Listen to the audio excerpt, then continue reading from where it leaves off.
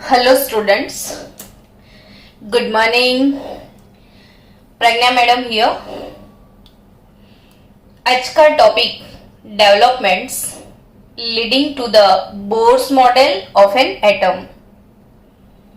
After the failure of Rutherford's atomic model, many scientists started working to give an appropriate model which could overcome the flaws of Rutherford's model.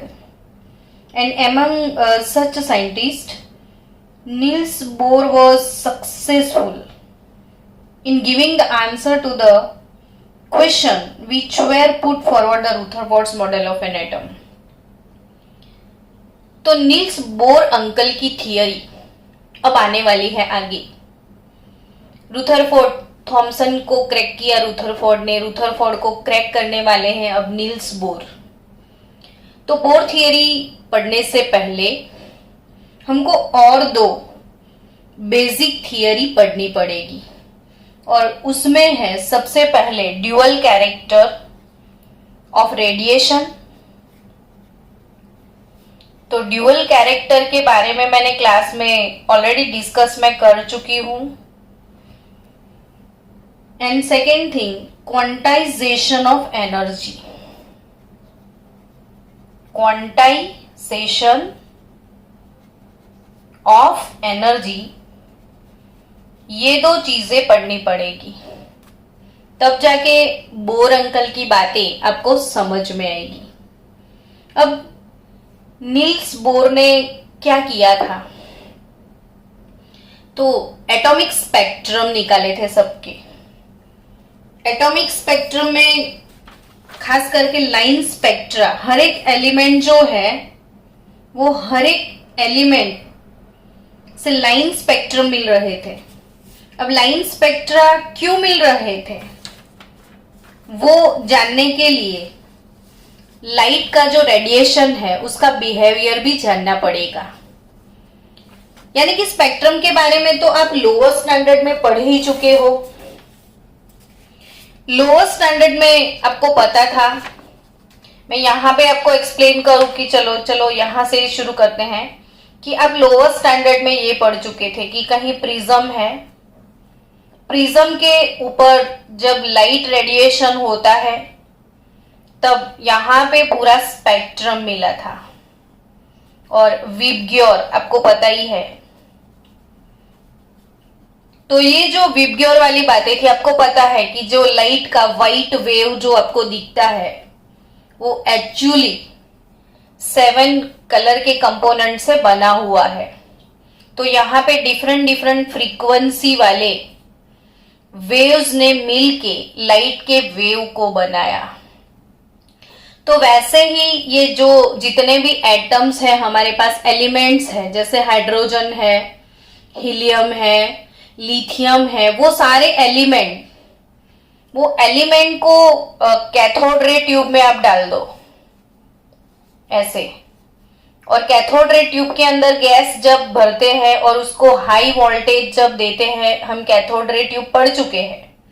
और gas भरने के बाद जब high voltage apply करते हैं तो यहां से रेडिएशंस होते हैं, और हाइड्रोजन का पर्पल कलर का लाइट अगर ये प्रिज्म पे अप्लाई कर दिया तो यहां से स्पेक्ट्रम में बहुत सारी लाइन मिलती है और उसको हम लाइन स्पेक्ट्रम बोलते हैं।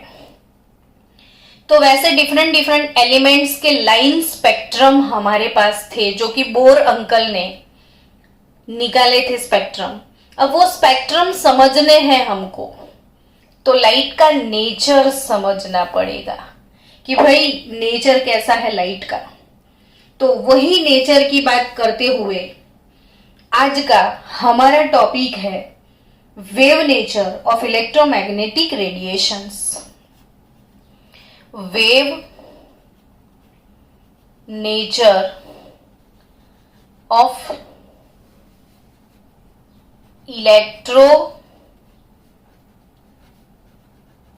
Magnetic radiations.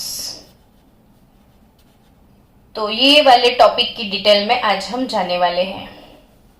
तो सबसे पहले आपके दिमाग का क्वेश्चन, ये रेडिएशंस क्या होते हैं, किसको बोलते हैं मैडम रेडिएशन, ये तो बताओ सबसे पहले। तो ठीक है, हम बता ही देते हैं आपको। रेडिएशन किसको बोलते हैं? तो radiation is nothing but emission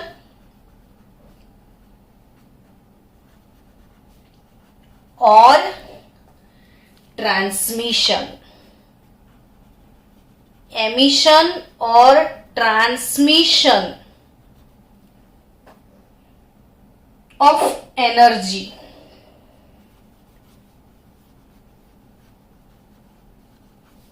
through space in the form of waves.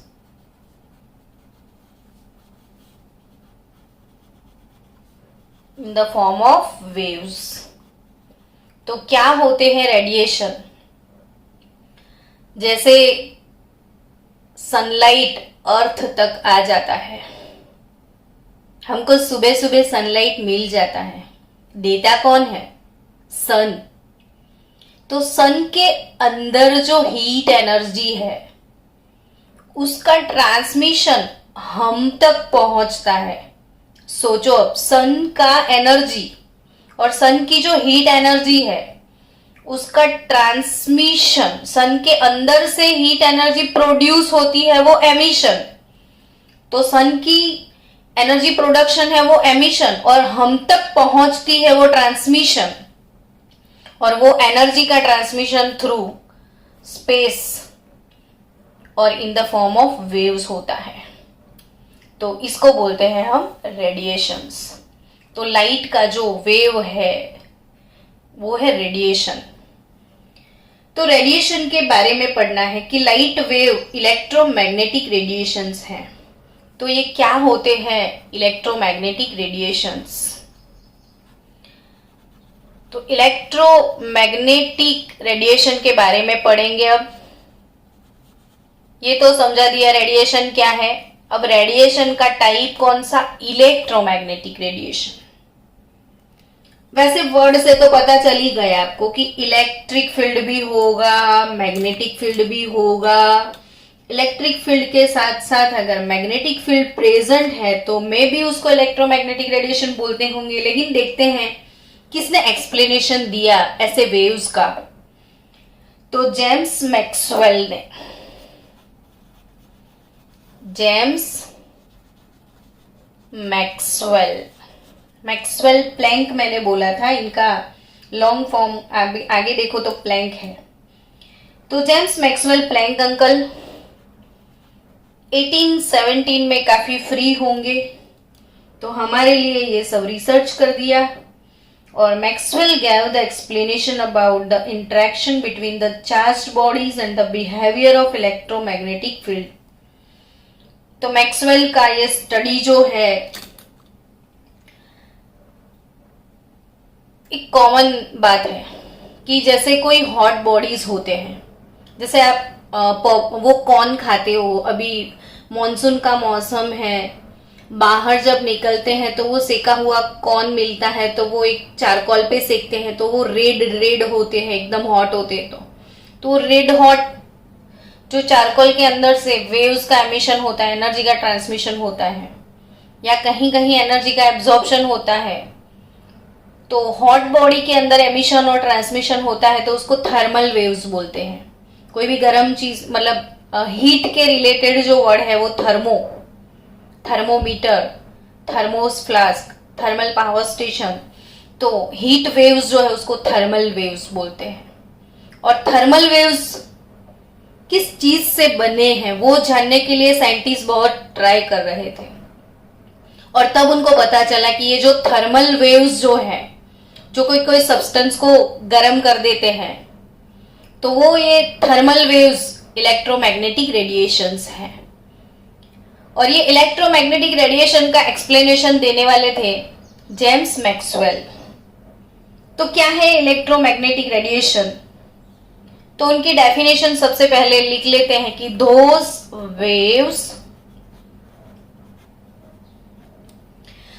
waves which are associated with electric and magnetic field. Simply मैंने पहले ही बोल दिया था कि इलेक्ट्रोमैग्नेटिक रेडिएशन क्या होते हैं, तो वो होते हैं जो बट ऑब्वियस इलेक्ट्रिक फील्ड और मैग्नेटिक फील्ड के साथ एसोसिएटेड होते हैं। तो यहां पे आपकी टेक्स्ट बुक में ये टॉपिक है कि इलेक्ट्रोमैग्नेटिक फील्ड, इलेक्ट्रोमैग्नेटिक फील्ड के कैरेक्टरिस्टिक के बारे में पढ़ते हैं आज। तो सबसे पहले आज पढ़ेंगे कैरेक्टरिस्टिक ऑफ इलेक्ट्रोमैग्नेटिक फील्ड। ये मैं पूरा नहीं लिख रही हूं। तो इसमें सबसे पहली कैरेक्टरिस्टिक है कि electromagnetic radiations have both magnetic field as well as electric field component which oscillate in the phase perpendicular to each other as well as perpendicular to the direction of propagation of waves. तो यहां पे मैं उसको explain करूंगी कि suppose I have Z axis, इसके exact perpendicular हमारे पास वाई एक्सिस है। आपको पता है कि एक्स जेड वाई तीनों एक्सिस 90 डिग्री के एंगल पे इंटरसेक्ट करती है, यानी कि एक दूसरे को परपेंडिकुलर है ऐसे। तो ये जेड एक्सिस है, ये वाई एक्सिस है, ये एक दोनों के बीच में 90 डिग्री का एंगल होता है। मैंने ड्रॉ ऐसे किया है 3 dimensionally.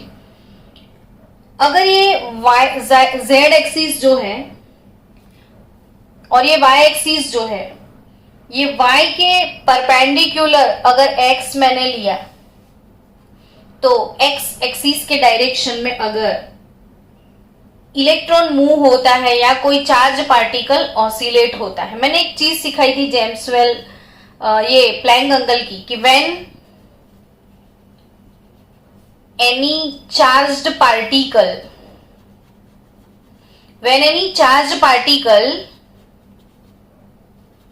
Accelerate then it produces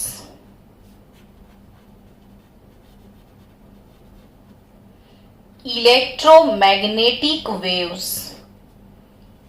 अगर कोई चार्ज पार्टिकल एक्सीलरेट होता है, तो अगर सपोज यहां से इलेक्ट्रॉन एक्सीलरेट होके एक्स डायरेक्शन में यहां पे आता है, तो ये वाला जो फील्ड है पूरा इलेक्ट्रॉन प्रोपेगेशन का जो डायरेक्शन है, एक्स डायरेक्शन इलेक्ट्रॉन प्रोपेगेशन का डायरेक्शन है अगर, तो उसके पीछे ये ऐसे इलेक्ट्रिक फील्ड निकलेगा। अगर इलेक्ट्रॉन इसी डायरेक्शन में मूव हुआ है, तो ये एक्स एक्सिस के डायरेक्शन पे अगर इलेक्ट्रॉन प्रोपेगेट होता है, तो ये इलेक्ट्रिकल फील्ड का डायरेक्शन है पूरा। और ये जो एक्सिस है उसका परपेंडिकुलर ये वाई है, तो वाई डायरेक्शन में आपको मिलेगा उसके एग्जैक्ट परपेंडिकुलर फील्ड में जाएगा। एग्जैक्ट परपेंडिकुलर फील्ड से हमको जो फील्ड मिलेगा वो मैग्नेटिक फील्ड होगा। तो अगर इलेक्ट्रॉन नाम का पार्टिकल एक्स डायरेक्शन में प्रोपेगेट होता है, डायरेक्शन ऑफ प्रोपेगेशन अगर इसकी एक्स है, तो उसके पीछे इलेक्ट्रिकल फील्ड जो प्रोड्यूस होता है उसके exact perpendicular, exact different direction में, मतलब electrical field as well as magnetic field produce होते हैं, और ऐसे वेव को हम इलेक्ट्रोमैग्नेटिक वेव बोलते हैं। तो यहां पे इलेक्ट्रोमैग्नेटिक रेडिएशंस है both magnetic field as well as electrical field which oscillate in the phase perpendicular to each other. Second characteristic है electromagnetic waves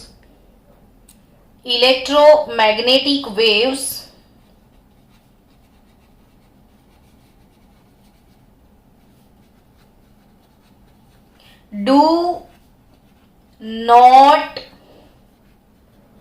require any medium for propagation। जैसे साउंड के wave है, आप कार में बैठे हो और आपने ग्लास चढ़ा दिया, तो बाहर वाला क्या बोल रहा है वो आप सुन नहीं पाओगे क्योंकि बीच में ग्लास आ गया। तो ग्लास वाला मीडियम जो है वो थिक मीडियम है, तो साउंड के वेव्स ग्लास के अंदर से पास नहीं हुए, यानी कि साउंड वेव को पास होने के लिए कोई ना कोई मीडियम चाहिए। लेकिन ग्लास चढ़ाने के बाद भी लाइट के वेव्स तो अंदर आ सकते हैं, लाइट अंदर आ सकता है। तो यहां पे लाइट को स्प्रेड होने के लिए कोई मीडियम की जरूरत नहीं है। वैसे ही electromagnetic waves do not require any medium, उसको कोई मीडियम की जरूरत नहीं है। दैट मीन्स कि this waves can propagation in vacuum also. तो यहां पे ये वैक्यूम यहां पे जहां पे कोई एयर नहीं है, मीडियम ही नहीं है, वहां पे भी ये ट्रांसमिशन हो सकते हैं। थर्ड प्रॉपर्टी, इलेक्ट्रोमैग्नेटिक वेव्स की थर्ड प्रॉपर्टी क्या है? तो these are many type of electromagnetic radiations, sorry, there are many type, there are many types of waves।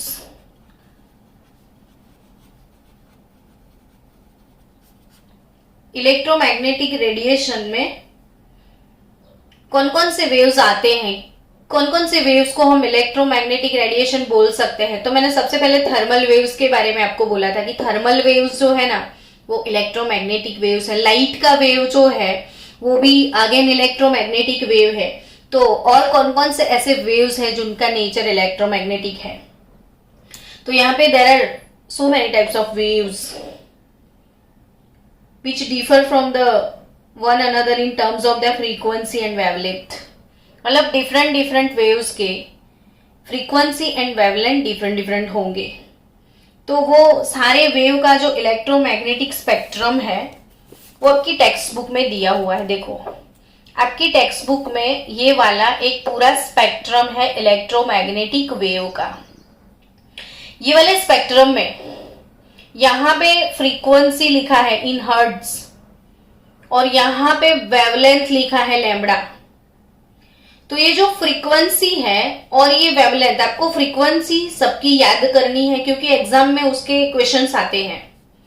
तो हम स्टेप बाय स्टेप लिखने वाले हैं कि कौन से रेस की फ्रीक्वेंसी क्या है और वो वाले रेस कहां पे यूज होते हैं।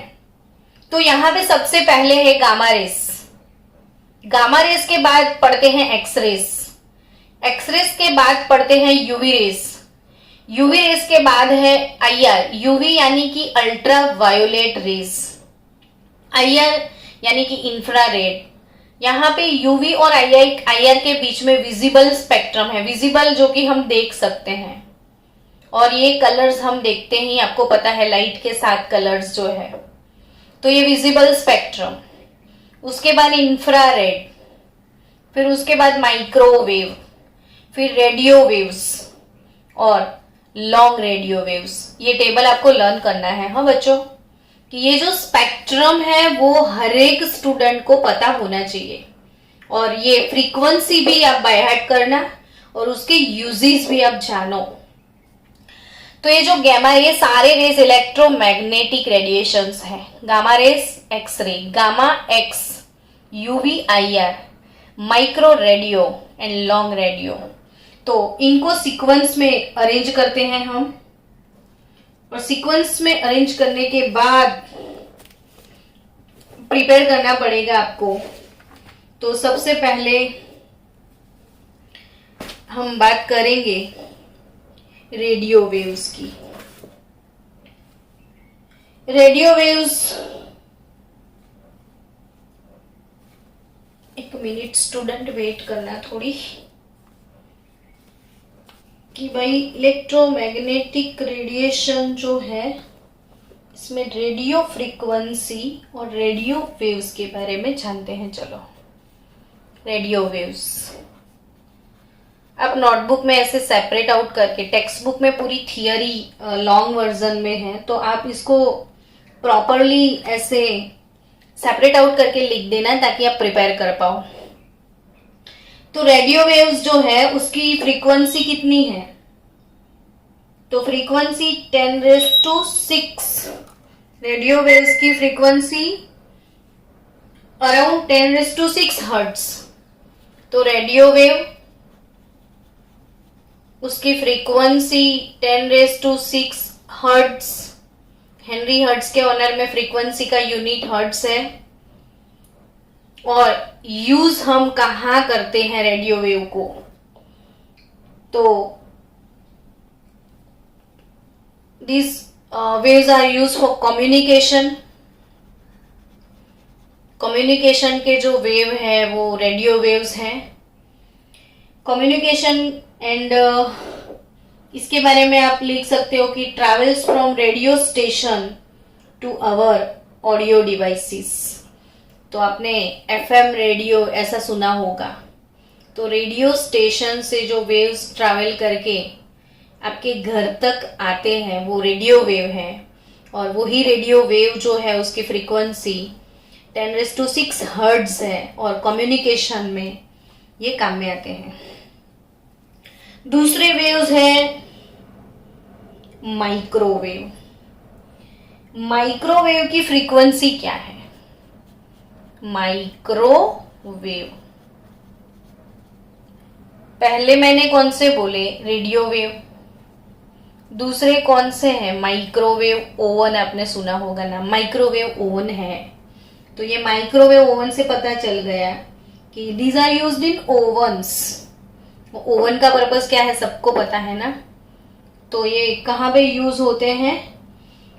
ओवन्स में यूज होते हैं ये वाले waves. Uses these are used in oven. और माइक्रोवेव जो है उसकी फ्रीक्वेंसी है 10⁻10 हर्ट्ज। माइक्रोवेव की फ्रीक्वेंसी क्या है? 10⁻10 हर्ट्ज है। फिर उसके बाद यूवी रेडिएशंस। कौन से रेडिएशंस? यूवी यानी कि अल्ट्रावायोलेट रेडिएशंस। इसके भी कोई यूज होंगे? तो yes, these are used in astronomy, forensic analysis and as we know that कि हमारे ऊपर ओजोन का लेयर है स्ट्रेटोस्फियर में। तो सन रेज जो नीचे आते हैं उसमें यूवी जो है वो ओजोन एब्जॉर्ब कर जाता है। यूवी रेज कौन एब्जॉर्ब कर जाता है? ओजोन। तो हमारा स्किन जो है उससे बच पाए क्योंकि वो हार्मफुल है हमारे लिए। तो this are harmful to our skin. तो आपको यूवी रेज के बारे में बता दे तो उसकी फ्रीक्वेंसी है 10⁻16 हर्ट्ज। और ये फॉरेंसिक एनालिसिस में यूज होते हैं और स्पेक्ट्रोस्कोपी में नहीं, अल्ट्रावायोलेट तो एस्ट्रोनॉमी में और फॉरेंसिक एनालिसिस में यूज होते हैं। और फ्रीक्वेंसी है 10⁻16 hertz. harmful to our skin also। and next fourth one, X-rays। पता है ना एक्सरे कब निकालते हैं? जब बॉन्स में क्रैक हो जाती है या कहीं से ब्रेक हो जाता है और कहाँ से ब्रेक हुआ वो नहीं पता चलता है तो हम एक्सरे के लिए जाते हैं बॉडी के अंदर की अरेंजमेंट जानने के लिए। तो एक्सरे का यूज तो आपको पता ही है कि these are use for diagnostic purpose and taking picture of our bones। और एक्सरे फ्रीक्वेंसी है 10⁻18 हर्ट्ज। कितनी फ्रीक्वेंसी है एक्सरे की? 10⁻18 हर्ट्ज। यूज आपको याद हो गया, diagnostic purpose and taking picture of bones. Last one is gamma rays. 10⁻24 hertz frequency है गामा रेज। तो यहां से आप हमेशा याद रखना कि हाईएस्ट फ्रीक्वेंसी वाले रेज कौन से? Gamma rays. हाईएस्ट फ्रीक्वेंसी वाले रेज कौन से? ये क्वेश्चन याद रखो कि हाईएस्ट फ्रीक्वेंसी जो है किसी की तो वो गामा रेज की। और लोएस्ट फ्रीक्वेंसी रेडियो वेव्स की। Frequency nu is equal to C by lambda मैंने सिखाया था आपको कि फ्रीक्वेंसी वेवलेंथ के इनवर्स रिलेशन में है। जिसकी फ्रीक्वेंसी हाईएस्ट ना उसकी वेवलेंथ लोएस्ट। फ्रीक्वेंसी हाईएस्ट किसकी? गामा रेज की। तो लोएस्ट वेवलेंथ वाले रेज है। और ये जिसकी फ्रीक्वेंसी मिनिमम है, लोएस्ट है, उसकी वेवलेंथ हाईएस्ट है। तभी तो हमारे घर तक उसके वेव्स आ जाते हैं। तो ये हाईएस्ट वेवलेंथ वाले और लोएस्ट फ्रीक्वेंसी वाले। तो लोएस्ट फ्रीक्वेंसी वाले वेव्स कौन से बच्चों? Radio waves. तो हम आज क्या पढ़ रहे थे? इलेक्ट्रोमैग्नेटिक वेव के नेचर के बारे में पढ़ रहे थे। तो ये सबको याद हो गया होगा। तो आपको यहाँ पे एक सीक्वेंस याद रख लो, या सीक्वेंस अपने आप खुद बना लो कि भाई सीक्वेंस क्या है ये रेडिएशन की, और हमको कहीं ना कहीं एमसीक्यू के लिए याद रखनी है। तो सीक्वेंस है कॉस्मिक रेस, यानी कि कॉस्मोस से जो निकलते हैं वो सारे कॉस्मोस रेस को कॉस्मिक रेस बोलते हैं। कॉस्मिक के बाद आते हैं गामा रेज। गामा रेज के बाद आते हैं X rays. Gamma X, poem बना दो नेमोनिक्स। हर एक चीज को याद करने के लिए नेमोनिक्स तो होने ही चाहिए भाई। विदाउट नेमोनिक्स कैसे याद रखोगे? गामा एक्स कुछ पोएम बनाना, फिर मुझे सेंड करना। गामा एक्स, यूवी विजिबल, इसके बाद UV rays, then visible spectrum आता है। विजिबल के बाद आएंगे इंफ्रारेड, माइक्रोवेव, आईआर, माइक्रोवेव, और लास्ट में लोएस्ट फ्रीक्वेंसी वेव हमारे रेडियो वेव्स। तो लोएस्ट फ्रीक्वेंसी वेव्स कौन से हैं? Radio waves. तो cosmic rays, gamma X, UV visible, gamma X, UV visible, IR, micro, radio. IMR, कुछ ना कुछ पोएम्स थ्रू ये लर्न कर लेना। अब नेक्स्ट टॉपिक क्या है?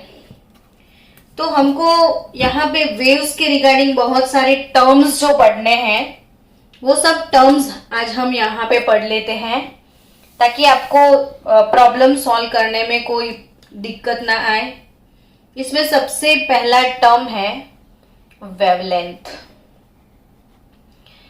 ये तो वैसे भी सबको पता चल गया कि length of wave, that is wavelength. और वेवलेंथ का सिंबल है लैम्बडा। तो कभी भी कोई वेव पास होता है ना बच्चों,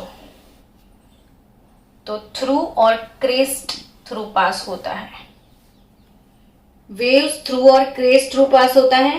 तो the distance between two neighbouring through, यहां पे दो नेबर को ले लो आप, इसको लैम्बडा बोल सकते हो, या इन दो नेबर को ले लो तो इसको भी क्या बोल सकते हो आप? लैम्बडा, यानी लेंथ ऑफ सिंगल वेव। तो डेफिनेशन लिख दो चलो कि the distance between two neighbouring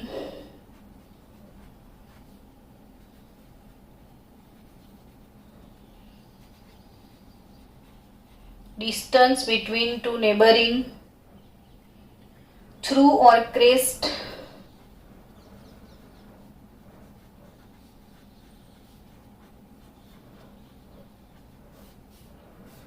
distance between two neighboring through or crest is known as wavelength.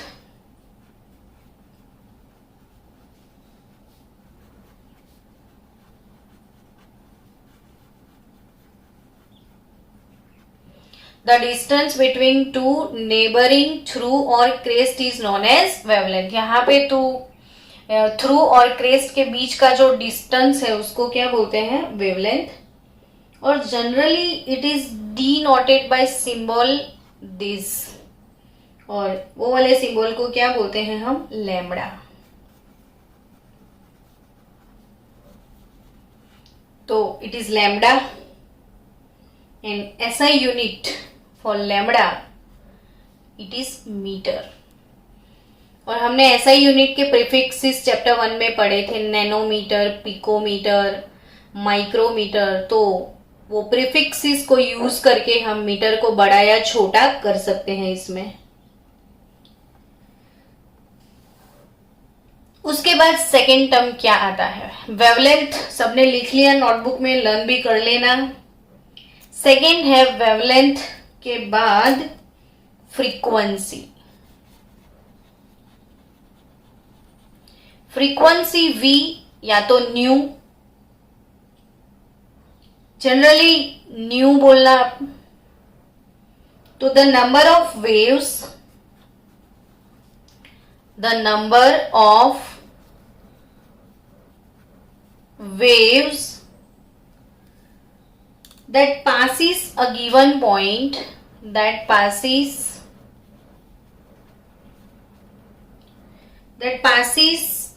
a given point in 1 second।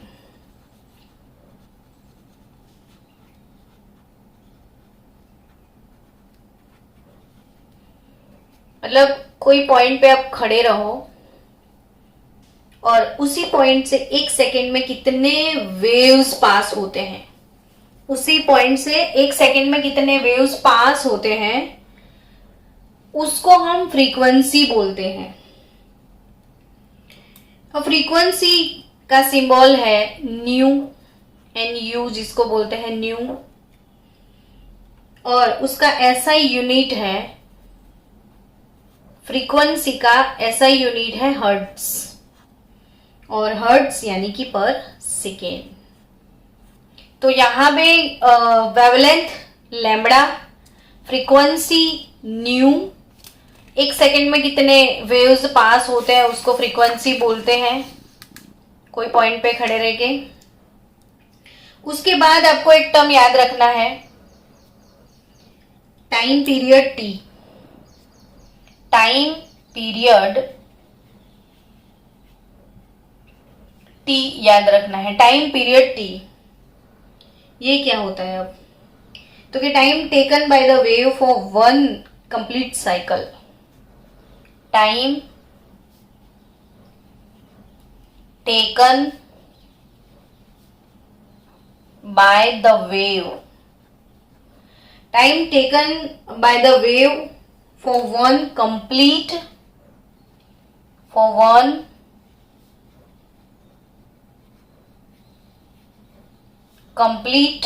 cycle, or vibration is called the cycle, or vibration is called time period। तो time period T क्या है, तो time taken by the wave for 1 complete cycle. एक complete cycle को खत्म करने में जो टाइम लगता है उसको टाइम पीरियड बोलते हैं। और time period T is nothing but 1 over frequency new. तो उसका यूनिट क्या होगा, तो क्या आपको पता है ना, फ्रीक्वेंसी का यूनिट पर सेकेंड है, यानी कि 1 ओवर S। तो अल्टीमेटली यूनिट इसका सेकेंड हो गया। तो टाइम पीरियड का यूनिट क्या होगा, सेकेंड। नेक्स्ट टर्म आएगा वेलोसिटी। तो वेलोसिटी को V बोलते हैं। वेलोसिटी क्या है, तो it is the distance travel by a wave in 1 second. It is the distance traveled by a wave in 1 second।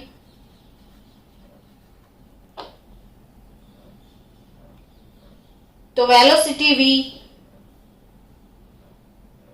और the velocity of light is simply written as C। हम velocity of light के लिए C letter, मतलब C symbol use करते हैं। और light का velocity भी आपको पता है, C 3 × 10⁸ मीटर पर सेकेंड, यानी कि 1 सेकेंड में वो 3 × 10⁸ मीटर ट्रैवल कर जाता है। और यहाँ पे वेलोसिटी होता क्या है, तो वेलोसिटी v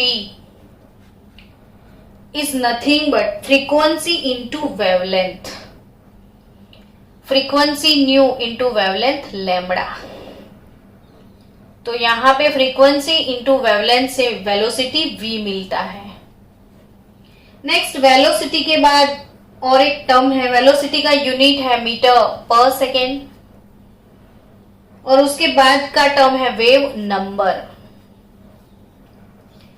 तो यहां पे वेव नंबर क्या है, तो wave number is nothing but nu bar. Wave number क्या है, न्यू बार, और न्यू बार, तो nu bar wave number is nothing but 1/λ। आपको प्रॉब्लम सॉल्व करने पड़ेंगे, तो ये सारे फॉर्मूला और ये टर्म्स मैंने आज सिखा दिए ताकि क्वेश्चन कल सॉल्व करें तो सारे क्वेश्चन समझ में आए। तो यहां पे wave number nu bar is equal to 1/λ। तो लैम्डा को तो हम सेंटीमीटर बोलते हैं, तो 1/सेंटीमीटर, तो it is nothing but centimetre inverse, और अगर मीटर बोल दिया तो मीटर इनवर्स। तो wave number it is nu bar, और nu bar is nothing but wavelength per unit, wavelength per unit.